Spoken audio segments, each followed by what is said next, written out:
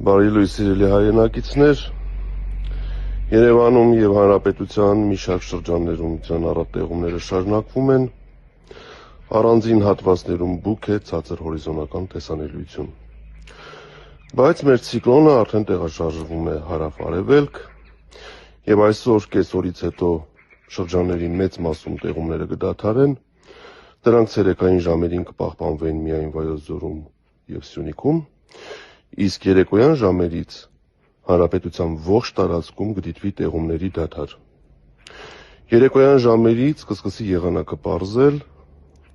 պարզեցմանը գումարած նաև կներթափանցեն արկտիկական ցուրտ օդային հոսանքներ եւ օդի ջերմաստիճանը հունվարի 3-ի լույս 4-ի գիշերը Հանրապետության ողջ տարածքում այսօրվա համեմատ կնվազի 14-ից 18 աստիճանով։ Ճանապարհներին սպասվում է մերկասառույց, հարգելի վարորդներ, կցուցաբերեք զգոնություն։ Подписывайтесь на наш новостной канал в Телеграме, чтобы не пропустить последние новости Армении.